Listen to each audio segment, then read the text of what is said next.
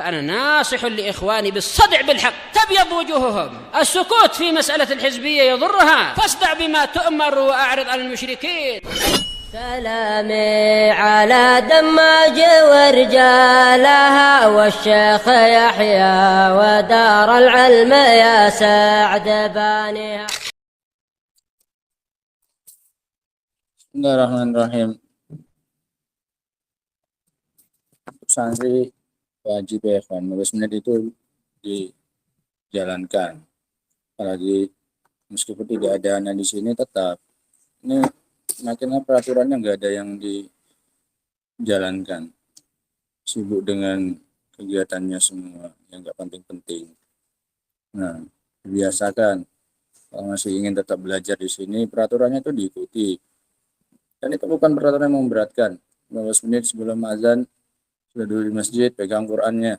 Ini tidak di masjid, ada yang di mana-mana, ada yang belum kamar mandi, ada yang sibuk masing-masing dengan hal-hal yang tidak penting. Nah, Allah musta'an. Untuk azan untuk pagi, azan pertama itu wajib sudah bangun semuanya. Wajib. Nah, misalnya nanti kita bikin piket.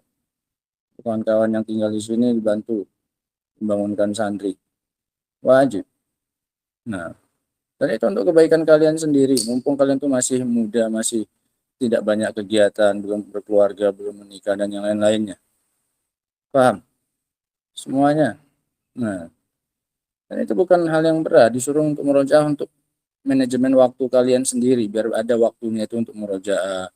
Nah, Allah musta'an. Bismillahirrahmanirrahim. Qala al-mu'allif rahimahullahu ta'ala. Hanya yang anak terima itu yang besar-besar, yang anak harapkan itu udah bisa jalan sendiri. Nggak perlu dibangun-bangunkan, nggak perlu disuruh keluar dari asrama, dari tempat tinggalnya. Kayak anak-anak, jangan di obrak-abrik, bangun, keluar. Nah, kalau sekali dua kali nggak masalah lah. Nah, terus-terusan maka nggak layak ya. Qala al-mu'allif rahimahullahu ta'ala al-ayatu sabi'ah, ayat yang ketujuh. Qauluhu walamma jaa Musa limiqatina wa kallamahu rabbuh. Dan tatkala Musa datang ke waktu yang telah kami tentukan. Miqat, waktu yang telah ditentukan. Wa kallamahu rabbuh, dan Rabbnya mengajaknya berbicara. Di sini mau tidak mau Rabbnya dibaca marfu karena sudah ada maf'ul bihi. Beda dengan ayat yang sebelumnya, ayat yang kelima, wa kallamallahu Musa. Ini masih bisa dibaca wa kallamallaha Musa. Masing-masing masih bisa jadi fa'il, bisa jadi maf'ul. Nah, bisa mereka baca kallamallaha Musa, Musa jadi fa'il. Nah, karena nggak ada di awal-awal harokat. Sehingga masih bisa di-i'rab lafaz jalalah Allahnya jadi maf'ul bih, sehingga yang berbicara itu Musa, bukan Allah Subhanahu wa taala. Adapun di ayat yang ketujuh ini wajib mau tidak mau rabbuhu. Karena nggak mungkin hunya sebagai fa'il. Karena udah jadi maf'ul bih pasti. Wa kallamahu pasti rabbuhu, tinggal nggak ada pilihan lain. Sehingga jelas yang berbicara adalah Allah Subhanahu wa taala.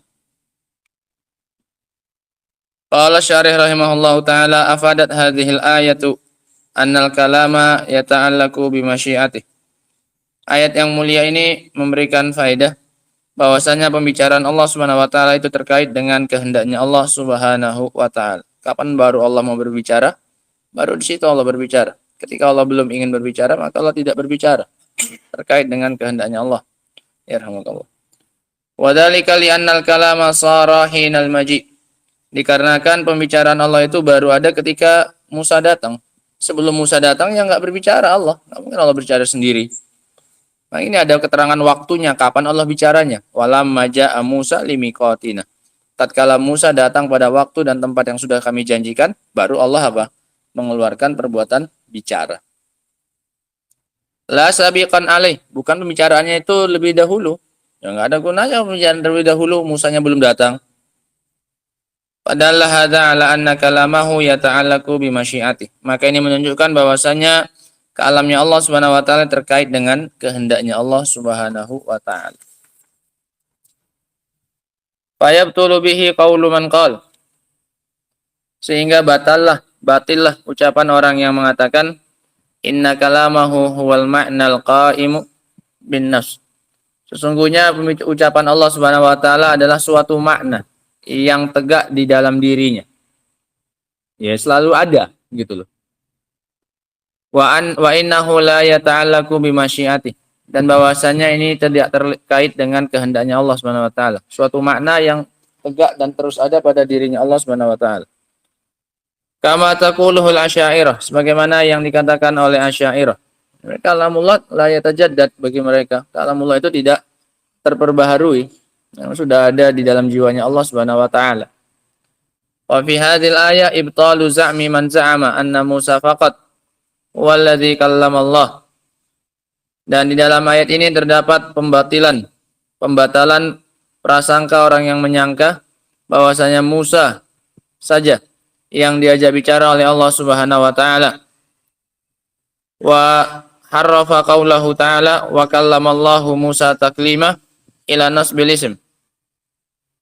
Walladzi kallamallaha. Bahwasanya Musa saja yang berbicara kepada Allah Subhanahu wa taala. Allah enggak. Yang ngomong cuman Musa saja. Dan mereka palingkan firman Allah Subhanahu wa taala wa kallamallahu Musa taklima ila nasbil ismil karim.